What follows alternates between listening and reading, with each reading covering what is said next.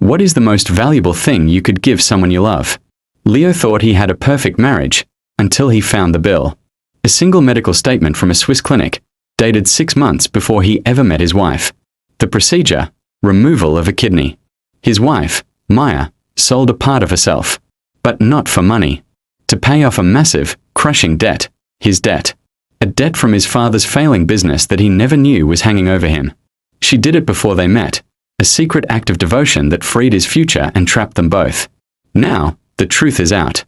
His love is torn apart by horror, gratitude, and a terrible question.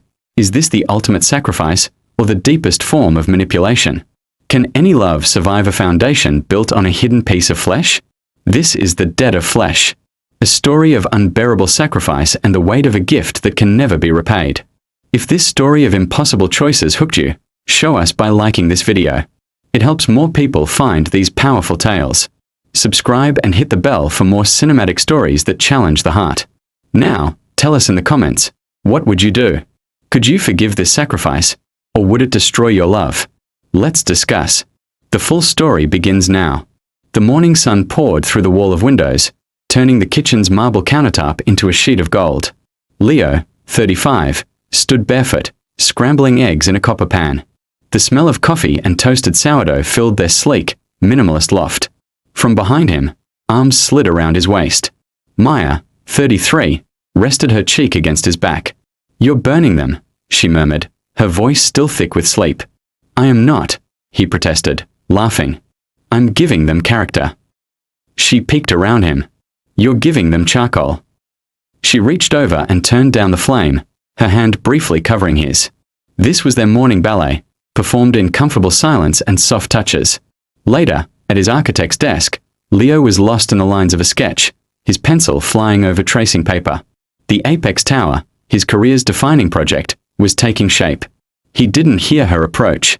A steaming mug of coffee appeared at his elbow. "Fuel," Maya said. Her hand came to rest on his shoulder, her thumb gently kneading the tight muscle she found there. He leaned back into her touch, tilting his head up to look at her. "You're my savior."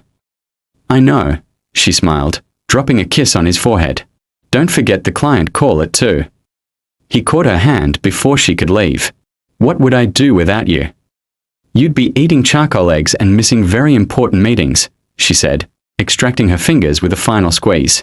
That evening, their loft was filled with the warm chaos of friends. Glasses of wine caught the last of the sunset's light. Leo was in the middle of a story about a difficult contractor, and he said the steel beams were aesthetic suggestions.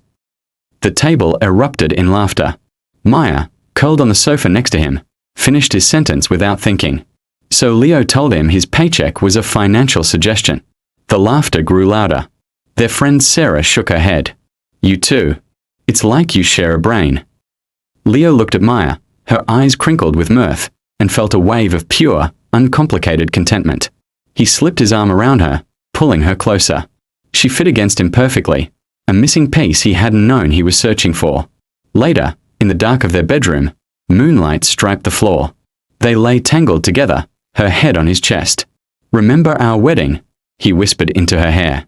She nodded against him. "How could I forget? You cried during your own vows." "I did not," he lied, smiling.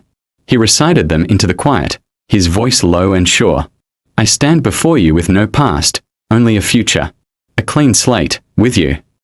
She lifted her head, her eyes gleaming in the half-light.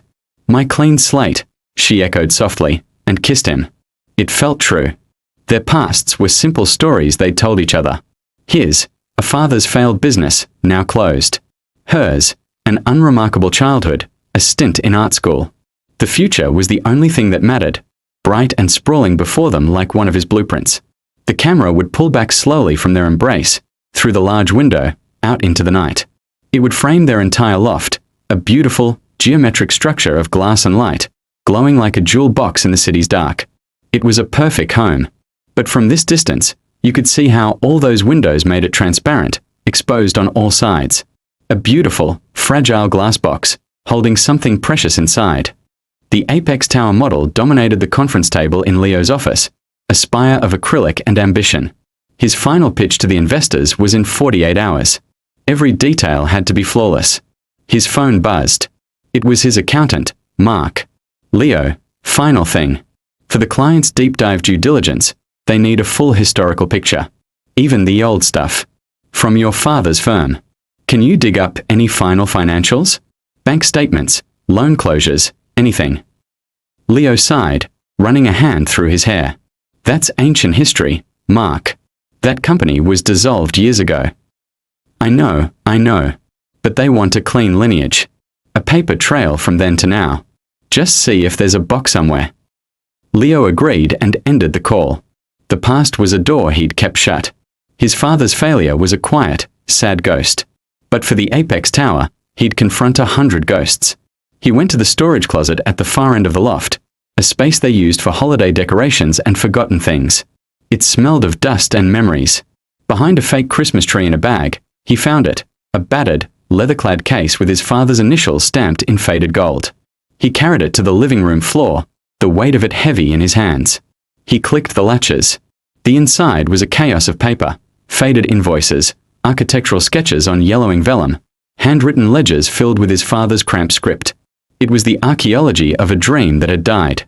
Leo sifted through it, looking for anything official. He found the final bankruptcy notice, a cold, bureaucratic letter. His throat tightened.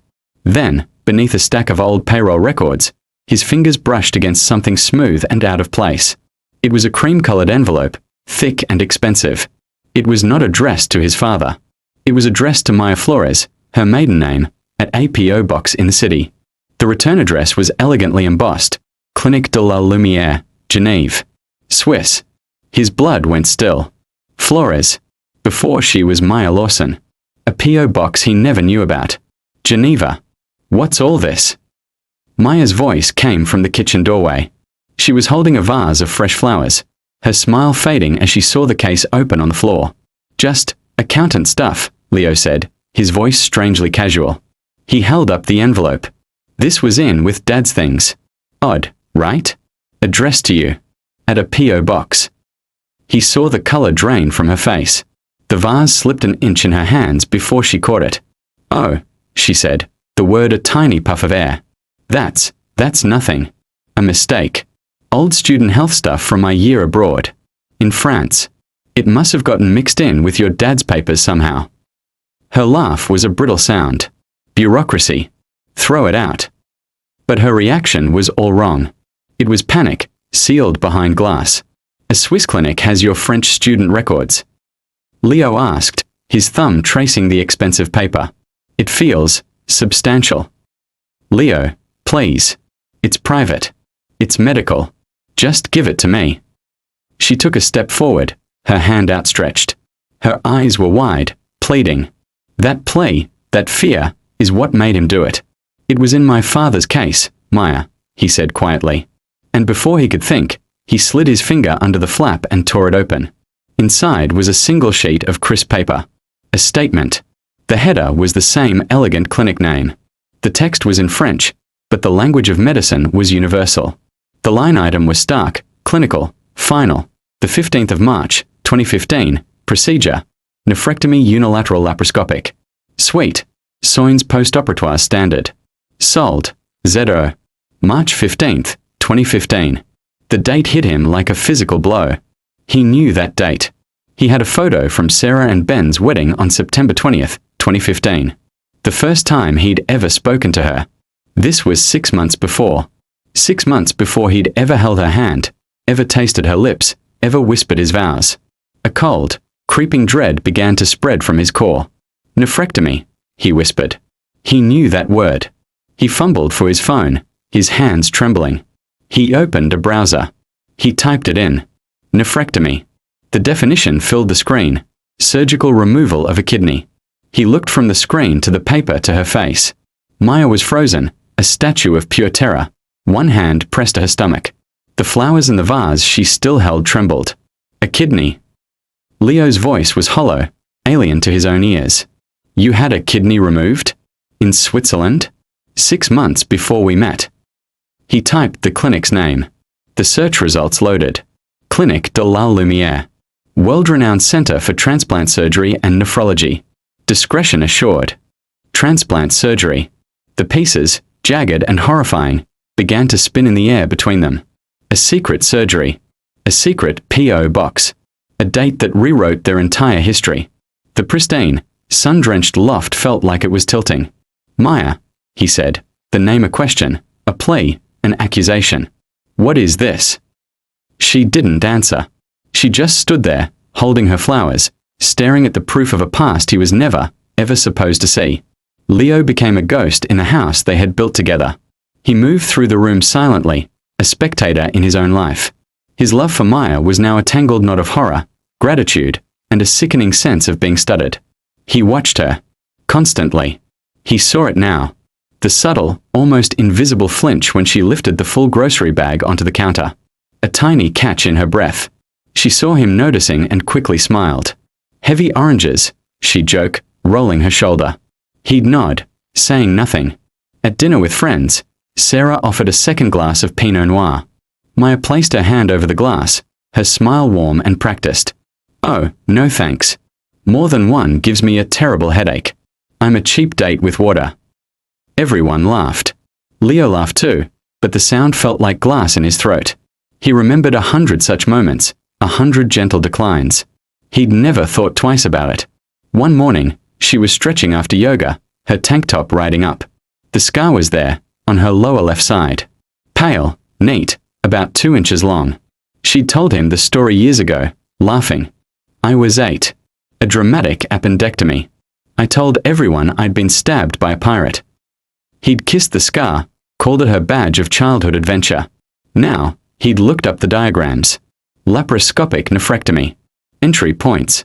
The scar was in the perfect, precise location for a kidney removal. His mind superimposed the clinical image onto her skin. The pirate story curdled into something dark and grotesque. The worst was the night he pretended to be asleep. He lay stiffly beside her, listening to her breathing even out. After 20 minutes, he risked opening his eyes to slits. The digital clock cast a green glow. Maya was sitting up. She slid open her nightstand drawer, the movement silent and familiar. She pulled out a small, unlabeled brown plastic bottle. She shook out a handful of pills, not the recognizable shape of a vitamin, but small, white, unmarked tablets, and dry swallowed them, her throat working. Then she put the bottle back, lay down, and let out a soft, almost imperceptible sigh. His blood ran cold. What was she taking? Pain management? Anti-rejection drugs? What else didn't he know? The next day, the silence between them was a living thing. He made coffee. "Long day yesterday," he said, his voice carefully neutral. "You were tossing a lot," she said, not looking up from the newspaper. "Bad dreams." "You could say that." He poured milk, his hand steady by sheer force of will. "Do you ever have pain? From your old surgery? The pirate stab?" He tried to make it sound light, curious. She looked up, her eyes guarded. "Sometimes. A twinge." "Why?" "Just thinking about you. Maybe you should get it checked. Make sure everything's as it should be." "It's fine, Leo." "Really?"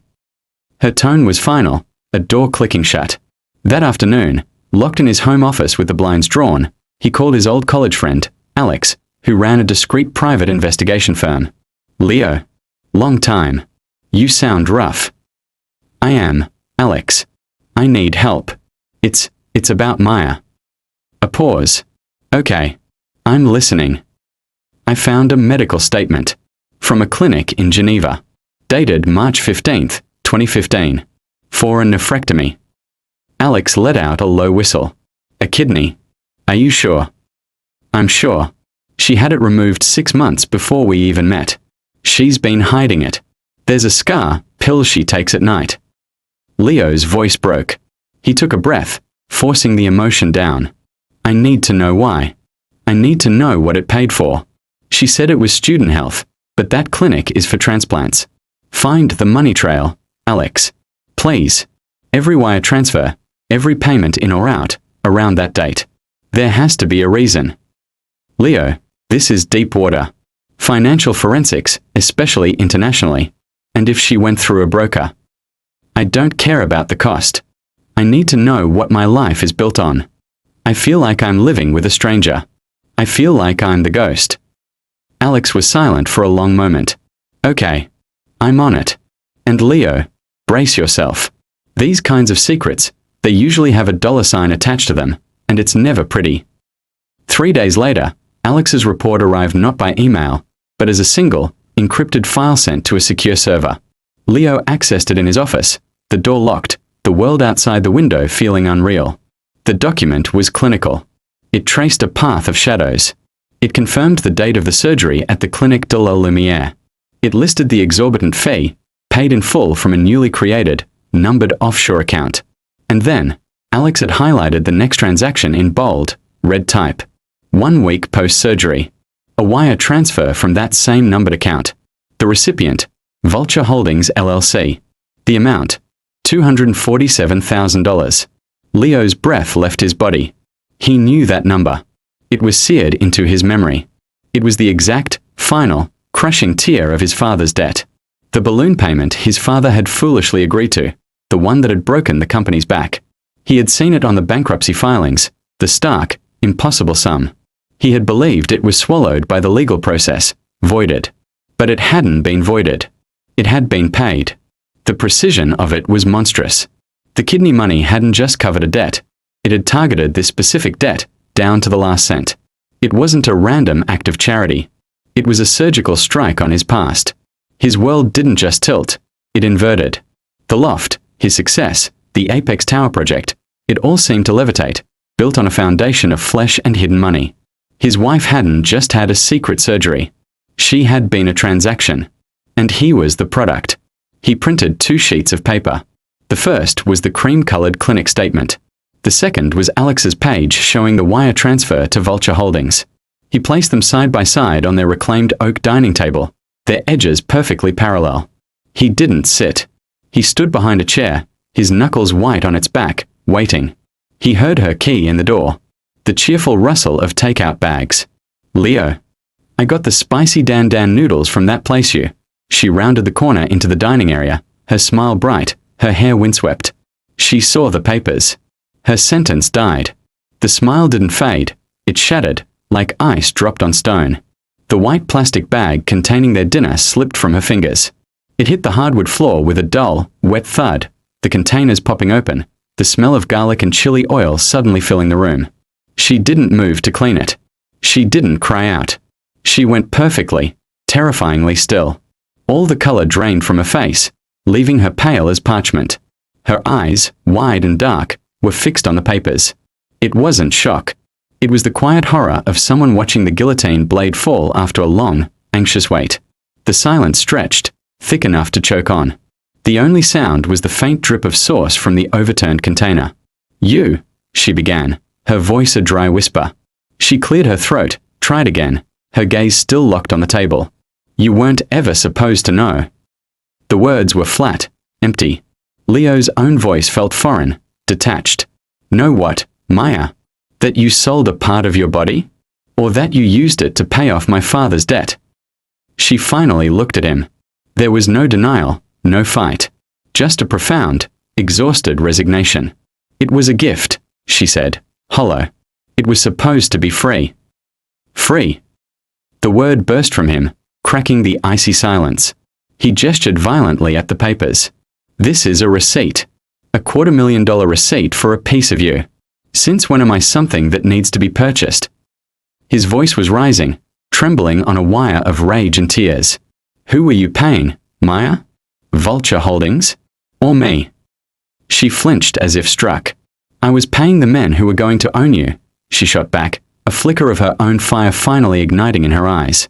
I heard them, Leo. In the cafe. They said they would own your labor, your ideas, your name. You were going to be a ghost working for them. So you decided to make me a ghost living with you instead, he roared. The tears were coming now, hot and furious. You carved out a piece of yourself and you bought my future? You bought my clean slate? And then you stepped into my life and you never said a word. He was shouting, the words tearing his throat raw. You let me love you. You let me marry you. Every day, in this house that feels like a lie. It's not a lie, she cried, her own composure breaking. My love for you isn't a lie. How can I know that? he bellowed, slamming his palm down on the table, making the papers jump. How can I ever know what's real?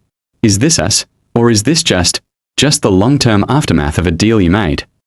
He was sobbing now, the rage and betrayal and gut-wrenching confusion erupting. He pointed a shaking finger at the damning documents, then at her, then at his own chest. His voice dropped to a shattered whisper, trembling with a grief so deep it seemed to fracture the air between them. The final, agonizing question he had been circling since he found the envelope. What did you do? 5 years ago, the daily grind was a sanctuary of steam and soft light. The air smelled of roasted beans and damp wool. Behind the counter, Maya Flores, 28, moved with a quiet rhythm, her hands deft on the espresso machine. Between orders, she would open a small, leather-bound notebook and sketch. Not the cafe, but the people in it. The man with the novel. The woman with the tired eyes. And him. The architect. He came every morning at 7:45, a storm cloud in a beautifully cut coat. Leo Lawson, 30. He always ordered a large black coffee, like your soul, he'd once joked, his smile not quite reaching his eyes. He'd claim the corner table by the window, spread out a chaos of blueprints and legal pads, and dive in. His phone would buzz, a persistent, angry insect on the wood. He'd glance at it, his jaw tightening, and silence it. Sometimes he'd answer, his voice low, strained. Not yet. I'm working on it. Please. Maya watched him. She sketched the intense furrow of his brow, the way he ran a hand through his dark hair in frustration, the rare, triumphant smile when he solved a design problem. She saw the weight he carried, and the fierce, frayed determination with which he carried it. She began to fall in love, not with an idea of a man, but with the reality of his struggle. She left a free pastry on his table once when he looked particularly hollow. He'd looked up, surprised, and given her a real smile that made her heart stutter.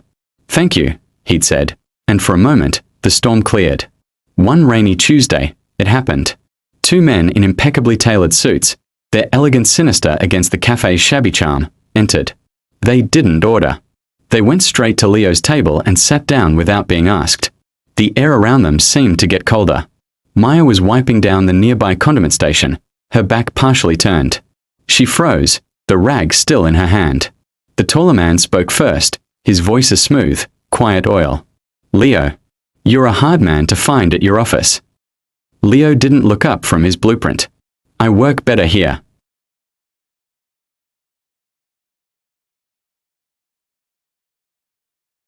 The paper is legal, the first man replied, tapping a finger on the table. The signature is legal. Your father's death, he paused, letting the word hang, just transferred the ink. The obligation is now yours. It's very simple. Leo's voice was tight. I don't have that. The business is gone. You bled it dry.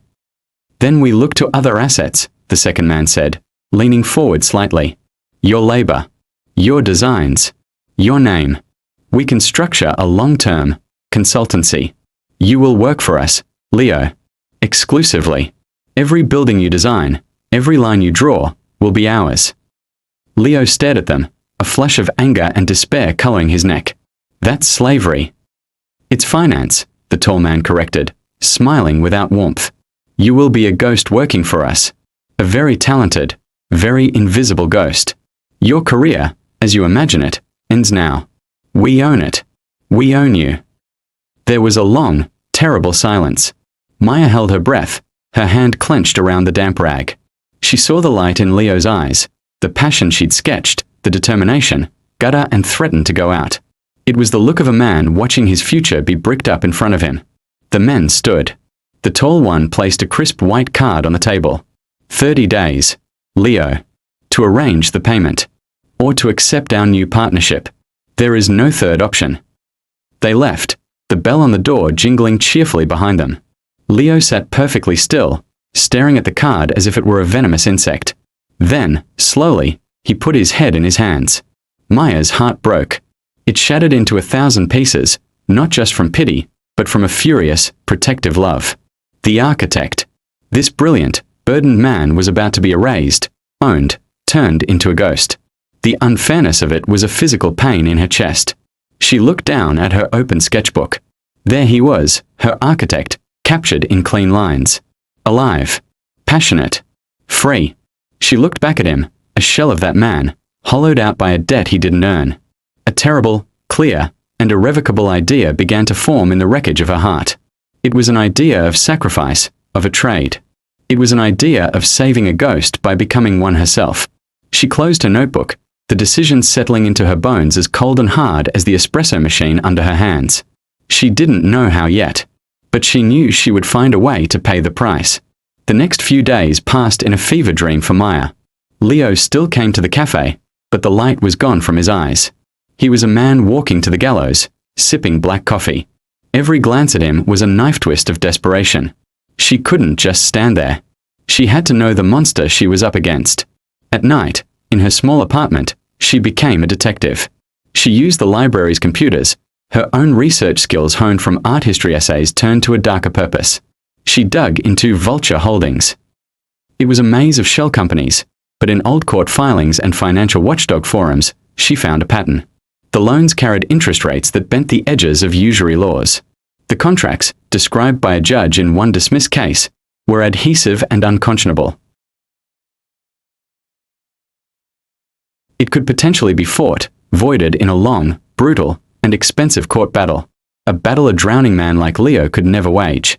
So it's a phantom, she thought, her anger cold and sharp.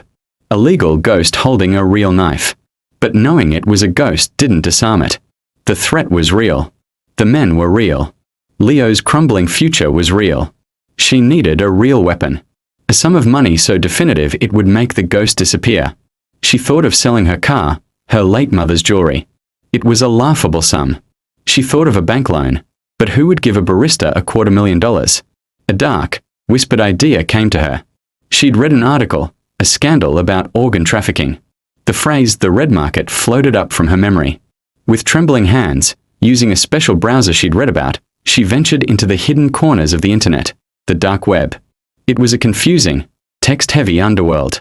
She navigated encrypted forums, her heart pounding against her ribs, feeling sick and exhilarated. She used search terms that felt like committing a crime just to type. And then she found it. A listing, clinical and clean amidst the digital filth. Medically facilitated donor matching. Discreet. Life-changing compensation. Inquire within. There was a secure messaging link. A nurse came, check her vitals, offered water. Tres bien, the nurse said, smiling. All is well. 2 days later, she was discharged, moving slowly, a hollowed-out vessel. Coasters met her in the lobby. He handed her an envelope. Instructions for the bank. The manager is expecting you. The second transfer requires your physical authorization. A final formality. The bank was another temple of quiet wealth. In a private wood-paneled office, a manager slid a document toward her. It was a wire transfer authorization. Sender, a numbered account. Recipient, Vulture Holdings LLC. Amount, $247,000. Her hand shook as she picked up the pen. The bandage under her clothes pulled taut, a sharp reminder. This was the moment. This was the exchange. Her signature on this paper was the final stitch in the deal. Her kidney for his freedom. She signed her name, the letters wobbling. Maya Flores. It is done, the manager said, taking the paper. Back in her hotel room, she logged into the account Coasters had set up for her. She should have felt triumphant. She should have felt like a heroine. Instead, she felt a profound, isolating weight settle into her bones, heavier than the pain in her side. The secret was no longer just a thought. It was physically etched into her, a scar over a void. She had carved out a piece of her own life and sent it into the world as a payment. She was now a woman with a missing part, a hidden ledger, and a love for a man who would never, ever know the price she had paid. The silence around her was no longer just the quiet of a hotel room. It was the sound of the rest of her life. The loft, once a sanctuary of light, was now a prison of silence. Leo and Maya moved through it like ghosts on opposite shifts, careful to never occupy the same space at the same time. The air was thick with the unsaid, a choking fog of betrayal and a debt that could never be settled. Leo was a man torn in two. One moment, he would look at Maya washing a cup, her movements careful around the ache he now understood. And a suffocating guilt would press down on his chest. She did this for you. She cut herself open for you. The weight of that gratitude was a stone in his gut. Then, the rage would rise, white-hot and blinding. She lied. Every day, for years, she lied. She bought you and then she moved in. The love he remembered was now a crime scene he had to reinvestigate. He stood in the shower, the water scalding his skin, and replayed their chance meeting at Sarah and Ben's wedding. Had Sarah introduced them, or had Maya subtly positioned herself in his sightline? He remembered her laughing at his obscure architectural joke about Frank Lloyd Wright. Had she researched him? Studied his interests like a syllabus? Did she even like mid-century modern design, or was it just part of the blueprint to win him? He paced the living room at night, his eyes landing on the bookshelf, her well-worn copy of The Fountainhead. He'd thought it was a charming, quirky coincidence when they discovered their shared love for Ayn Rand's polemic. Now he pulled it off the shelf. Had she dog-eared these pages before or after they met? Was her passion for his passion real? Or was it the ultimate act of architectural plagiarism, building a persona to mirror his own? At work, it was worse. His success felt fraudulent. Every compliment from a client, every approving nod from his partners, tasted like ash. The Apex Tower project was on the verge of approval. It should have been the pinnacle of his life. One evening, he came home late. The loft was dark except for the cool blue moonlight streaming in. On the large central table, the scale model of the Apex Tower stood illuminated in the pale glow, a breathtaking spiral of acrylic and ambition, his dream rendered in miniature. He approached it slowly, his footsteps echoing in the silence. He used to look at it and see his future, his legacy. Now, he saw something else. The elegant, tapering form no longer looked like a tower. In the eerie light, it looked like a stylized, monstrous organ. A kidney. The central core was the ureter.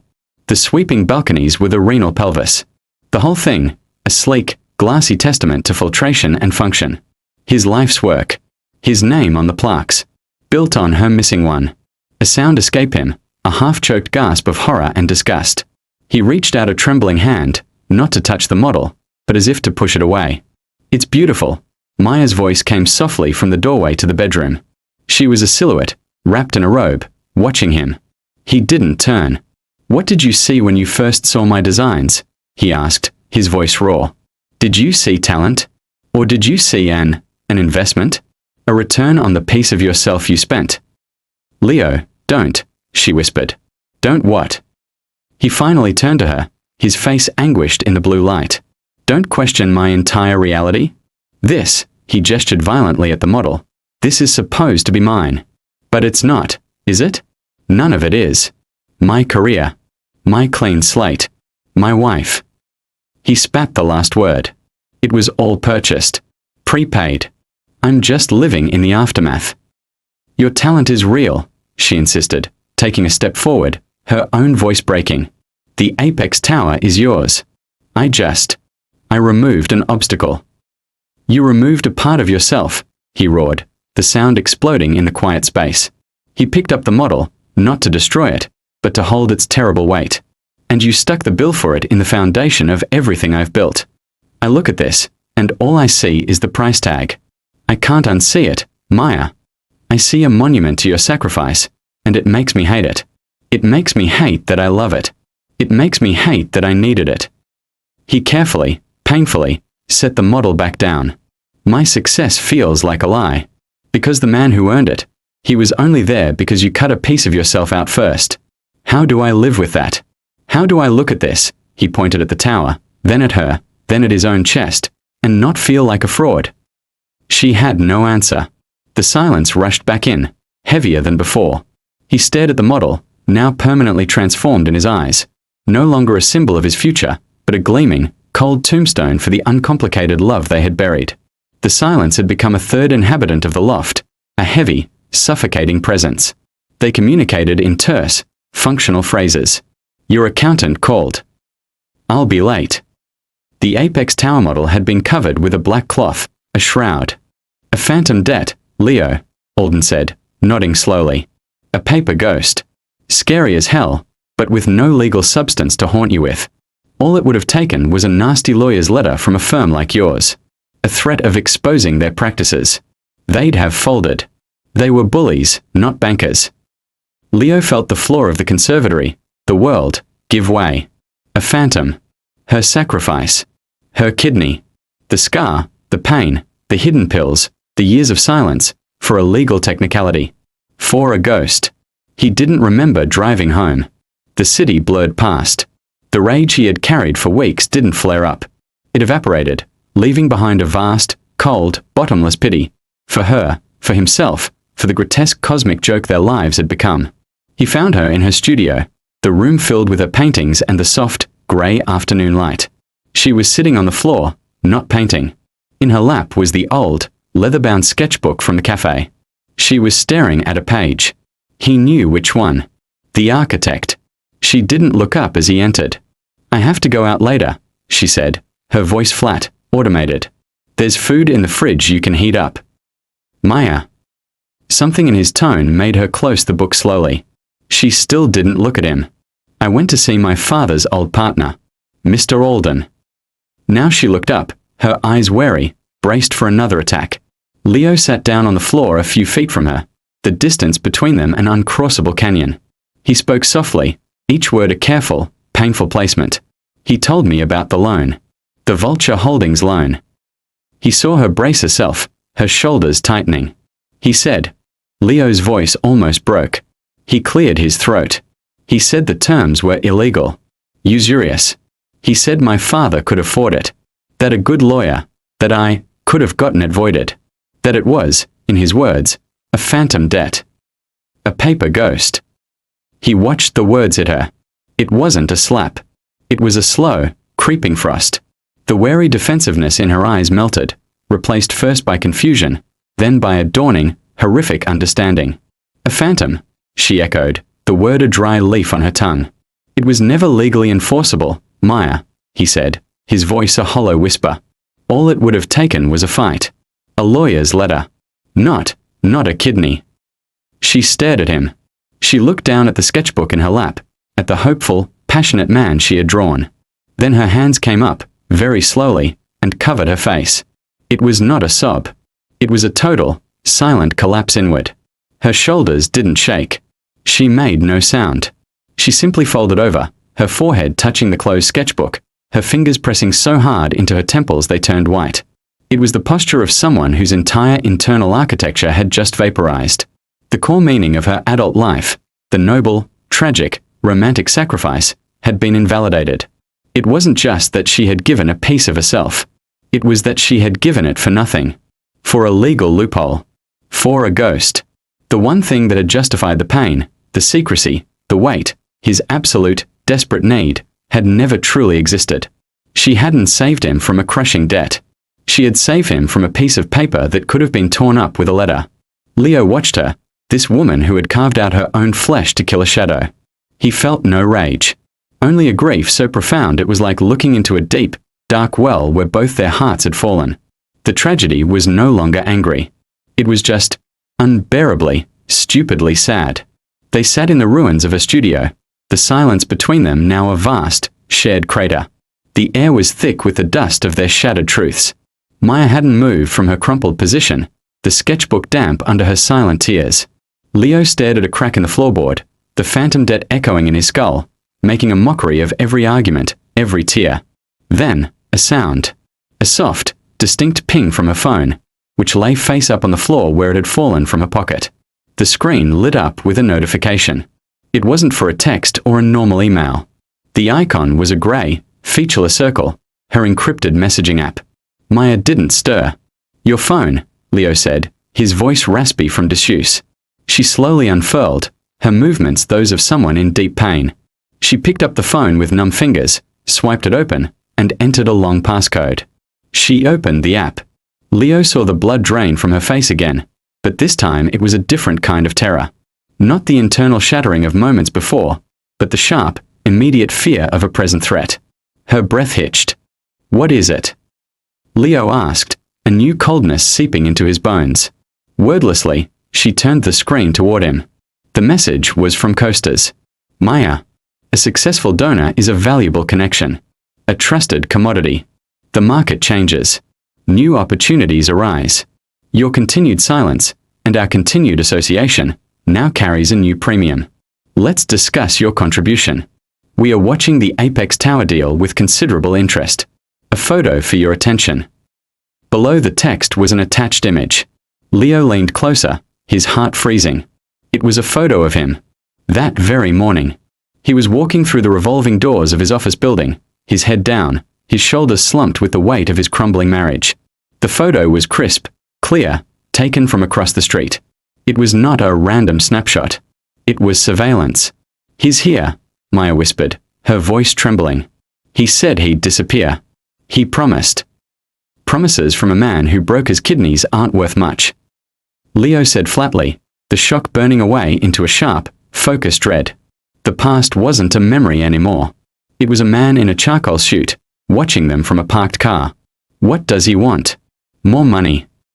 He doesn't just want money, she said, her eyes wide with a fear Leo had never seen before, a fear that knew its source intimately. He wants leverage, access, contribution. He finds people with something to lose, and he finds new ways to make them pay. The apex deal. He sees a big, public success. He'll want a piece. Or he'll want me to find him another donor from your circles. Or, I don't know. It never ends with him. I was a fool to think it did. Leo took the phone from her, staring at his own captured image. The violation was absolute. This stranger had been watching him, measuring his success, calculating a new price. Because of her. Because of the secret that was now out. The emotional wreckage around them suddenly seemed like a luxury. Their guilt, their pity, their shattered love. It was all a fire in a house that was now surrounded by wolves. He's been watching us this whole time, Leo said, the realization dawning. While we were tearing each other apart over a ghost debt, he was out there, real as cancer, waiting for his next opening. Maya wrapped her arms around herself, looking small and terribly young. I'm so sorry, Leo. I brought this into our lives. I was so focused on saving you from one monster, I didn't see I was inviting in another. Leo looked from the photo on the screen to her terrified face. The pity he felt curdled into something else, a fierce, protective anger. Not for himself, but for her. For the woman who had mutilated herself in a twisted act of love and was now being hunted by the butcher. This isn't about the past anymore, he said, his voice gaining a new, hard edge. He handed the phone back. This is about now. He's threatening my work. He's threatening you. He's in our present. The marital war was over, obliterated by a common enemy. They were no longer husband and wife drowning in a debt of flesh. They were two people, sitting in the ruins, with a very real, very dangerous wolf at the door. The lock on the guest room door no longer mattered. The thrown wedding ring was irrelevant. A new, more primal line had been drawn. Inside this broken home was them. Outside was him. Leo met Maya's eyes. The grief was still there, but it was now shared with a flicker of desperate alliance. We don't discuss anything with him, Leo said quietly. Not yet. We need to think. The notification on the screen seemed to pulse with a malevolent light. The past had sent a bill, and it wasn't for a phantom debt. It was for their future. Fear was a cold, efficient glue. The shared, immediate threat of coasters sealed the cracks in their silence. The guest room door remained closed, but the war between them was suspended. They were now allies in a hostage situation, the secret their shared captor. Leo's mind, which had been spinning in helpless circles of guilt and rage, clicked into a different gear, strategic, calculating, cold. He called Alex back. It's escalated, Leo said, standing at his office window, watching the street below for unfamiliar cars. The broker, coasters.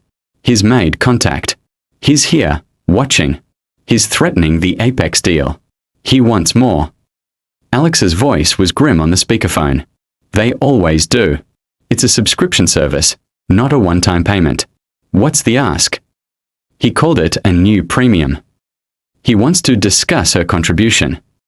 He's watching me. Us. Okay. Panic is what he wants.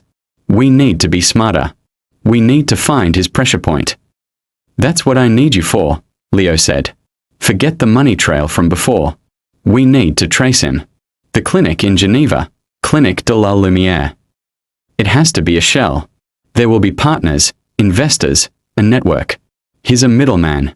Find out who he answers to. Find a name, a face, a real address. Something he values more than his leverage over us. That's deep, international digging. It'll take time and money. Use my firm's resources. Discreetly. Bill everything to the Apex Tower project security budget. I'll authorize it. He was using the very success coasters coveted as a weapon against him. The irony was bitter, but useful. Meanwhile, Maya had to play her part. She sat at the kitchen table, her laptop open, looking pale but determined. Leo stood behind her, not touching her, his arms crossed. You need to reply. You need to stall. Sound scared, but willing. Cooperative, Leo instructed, his voice all business. I am scared, she whispered. I know. Use it. But don't sound desperate. Sound like a rational person who understands the new business arrangement. She nodded, her fingers trembling over the keys. She typed a reply in the encrypted app. Maya, I understand. The situation has changed. I need time. The Apex deal is sensitive. Moving too quickly risks everything. For both of us. They waited. The reply came minutes later. Coasters. Time is a commodity you cannot afford. 1 week. Then we meet. I will send details. Ensure your husband's enthusiasm for the project remains. Hi. Leo read it over her shoulder, his jaw tight. Good. That gives us a week. Tell him you'll be ready. She typed, I will be ready. The next few days were a tense, professional collaboration. They moved around the loft like colleagues on a grim project. Leo, in his home office with Alex on a secure video line, pored over digital corporate registries. The clinic is owned by a holding company based in Luxembourg, Alex said, his face pixelated on screen. That company is a subsidiary of a biomedical investment fund registered in Singapore. It's a Russian doll of anonymity. There has to be a crack, Leo said, zooming in on a complex ownership chart. A name on a lease. A utility bill. A disgruntled former employee. In the living room, Maya researched, using skills she'd honed in her dark web searches years ago, now turned to their defense. She combed through medical forums, looking for whispers about the clinic, about brokers. She compiled notes on a legal pad, her handwriting neat and urgent. One evening, she brought him a page of notes. There's a pattern, she said, standing in his office doorway, not entering. In a few patient advocacy forums, not about donors but about recipients, there are mentions of chaperones for procedures in Geneva. Not clinic staff. Private security. Coasters as people, maybe. One post, from years ago, mentions a chaperone getting angry about a delayed payment. Called his boss the Swiss banker. Leo looked up. Not Coasters. Someone above him. The Swiss banker. That's a lead. He relayed it to Alex. Look for any financial figure, in Switzerland or with Swiss ties, linked to biomedical investments with a shady reputation. It was late. They found themselves in the kitchen at the same time, both reaching for a glass of water. Their hands didn't touch. The space between them hummed with a terrible history and a fragile, desperate alliance. Thank you, she said softly, not looking at him. For taking the lead on this. It's my fight now too, he said, his voice equally low. He threatened my work. He's in my city. He paused. And he's a predator who exploited you. It wasn't forgiveness. It was a statement of fact. They were bound, not by love anymore, but by a shared enemy and the last, fading embers of a connection that now burned only for survival. The mission was the only thing holding the crushing weight of their ruined marriage at bay. They worked through the nights, fueled by coffee and fear, two ghosts haunting their own home, trying to build a weapon from the rubble of their past. The breakthrough came not from a corporate ledger, but from a terrified woman in Berlin. Alex, using backchannels, found a former donor from the same clinic. She was a student who'd sold a kidney to pay her family's debts. Coasters had contacted her again, 2 months prior, pressuring her to recruit other healthy, desperate young women from her university. He was building a new, more aggressive network. He called it the Society of Second Chances, the woman told Alex in a hushed, encrypted call. But it's just a new line of product for him. Leo knew they had their leverage. Coasters wasn't just a broker, he was an expanding enterprise. And expanding enterprises had regulatory problems, like exposure. The plan was set. Maya, following Leo's precise instructions, messaged Coasters. She agreed to meet to discuss her contribution. She suggested a place, the unfinished, 40-story Broadway View Tower, a project by a rival firm. It was a skeleton of concrete and steel, a labyrinth Leo had studied in detail as a competitor. He knew its half-built floors, its open elevator shafts, its network of temporary stairs and platforms. He knew where to hide. The night was cold, the wind whistling through the naked girders of the construction site. High above the city, it felt like the edge of the world. Maya stood on a vast, empty floor, the city light spread out below her like a blanket of jewels. She was a silhouette against the void. Leo was 20 yards away and 30 feet above, concealed in a dense nest of steel beams and hanging electrical cables. A small, powerful camera was strapped to a girder, its lens pointed at the meeting spot. In his hand, a voice-activated recorder. His heart hammered against his ribs. Right on time, two figures emerged from a stairwell. Coasters, impeccable in a dark overcoat, and a large, silent man, the enforcer from the photo.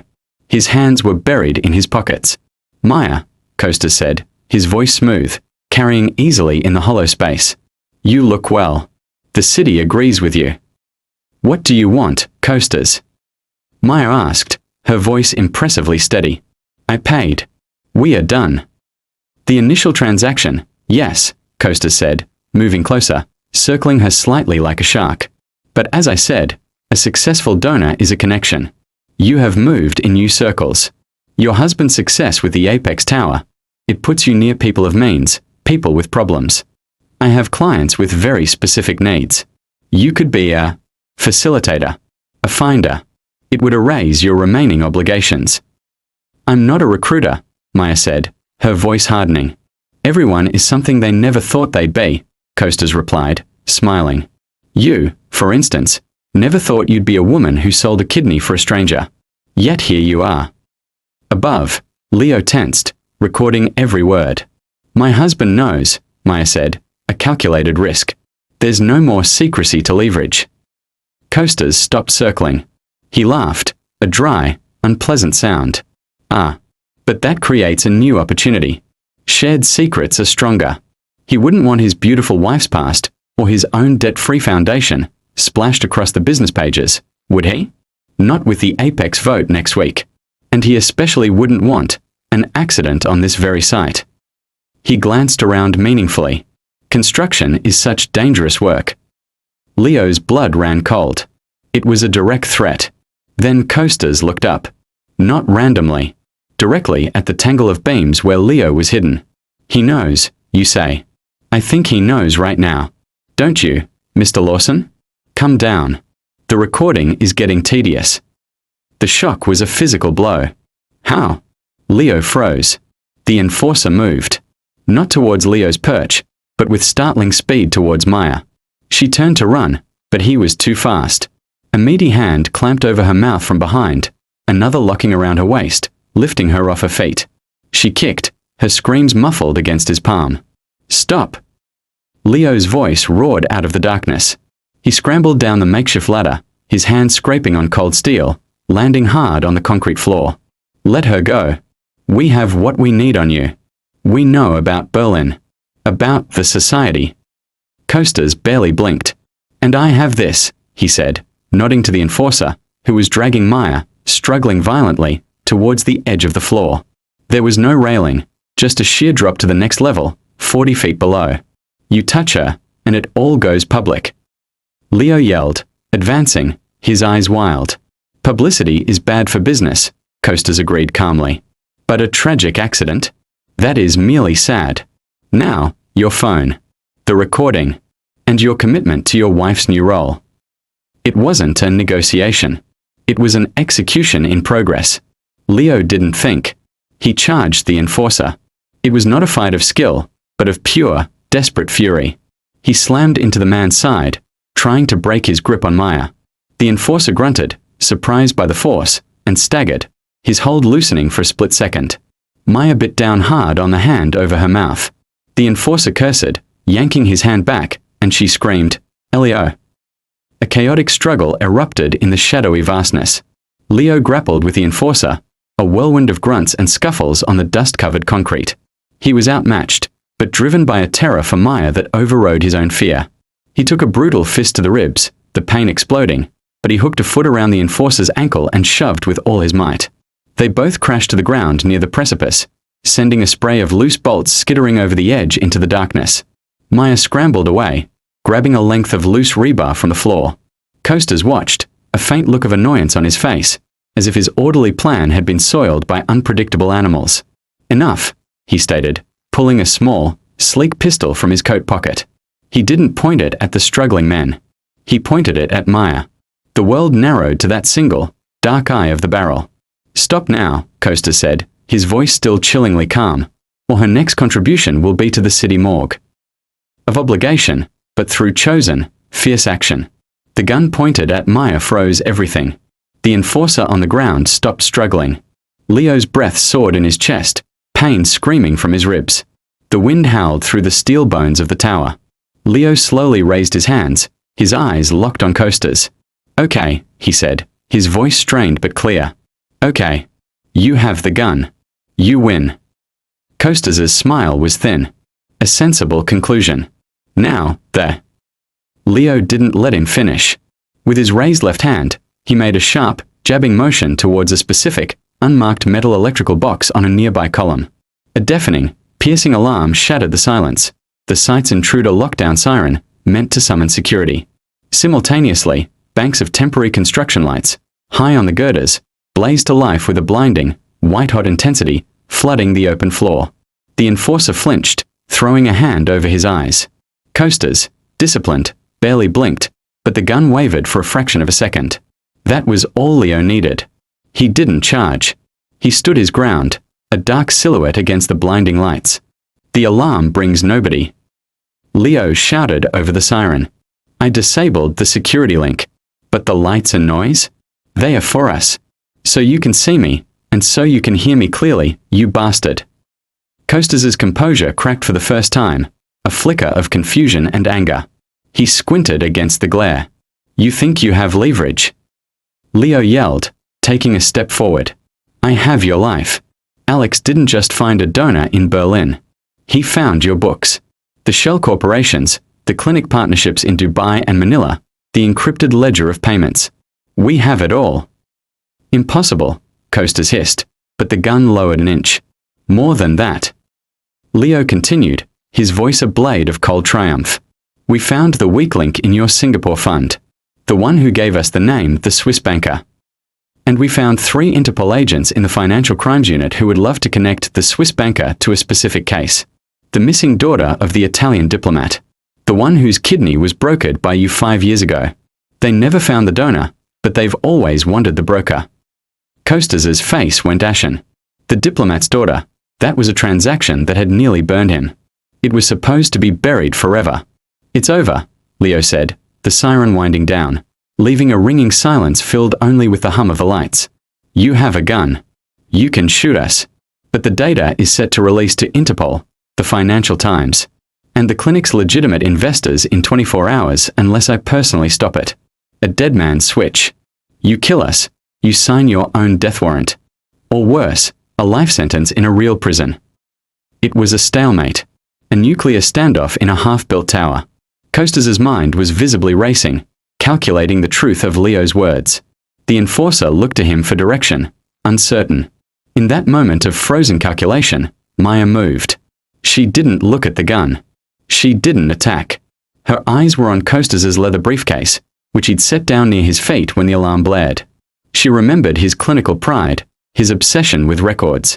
As Costas's attention was locked on Leo, Maya dropped the rebar with a clatter and dove, not away, but towards the briefcase.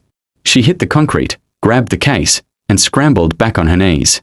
The enforcer lurched for her, but Leo stepped forward, placing himself between them. "Let her." Leo barked. "It's already over." Maya fumbled with the latches. It was locked. Without hesitation, she slammed the case corner against the concrete floor, once, twice, with desperate force. The latch broke. She flung it open. Inside, nestled beside a sleek laptop, was a small, heavy, encrypted hard drive. The portable vault. She snatched it and held it up like a trophy. "The ledger," she said to Costas, her voice shaking but fierce. "The real one. Not a copy. The master. You travel with it because you don't trust the cloud. You told me that once. The only real secret is one you can hold." She clutched the drive to her chest. Now we hold it. Costas stared at the hard drive in her hands. The last pillar of his control, his insurance, his life's work, was gone. The gun in his hand suddenly looked like what it was, a useless, crude tool. He couldn't shoot knowledge out of the air. He couldn't kill a file already set to multiply. The fight drained from him. The elegant predator was just a tired, middle-aged man in a too expensive coat, outmaneuvered. He slowly lowered the gun. He looked from Leo's resolute, bleeding face to Maya's defiant, tear-streaked one. He gave a slow, almost respectful nod. "A draw," he said quietly.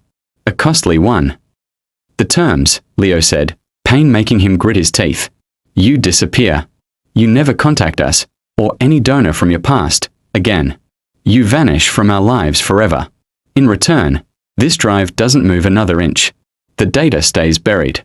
You get to walk away and be a ghost somewhere else." Costas looked at the hard drive one last time, a hint of profound regret in his eyes. Then he turned. Without a word to his enforcer, he walked back towards the stairwell, his footsteps echoing in the sudden, vast quiet. The enforcer, cast adrift, followed him. They melted into the darkness of the stairwell and were gone. The blinding lights hummed. The wind moaned. Leo slumped, clutching his ribs. Maya sank to her knees, the hard drive still pressed against her, sobs finally racking her body. They were alone, bruised, breathless, surrounded by concrete dust and the echoing silence of their victory. They had not won with love. They had not won with forgiveness. They had won with cunning, with sacrifice, with a brutal understanding of their enemy. Leo had used his strategic mind. Maya had used her intimate knowledge of the monster's heart. They had saved each other, not as husband and wife, but as two survivors who had finally, truly, fought side by side. The immediate threat was over. But in the dusty silence, they were left with only each other, and the vast, complicated wreckage of everything else.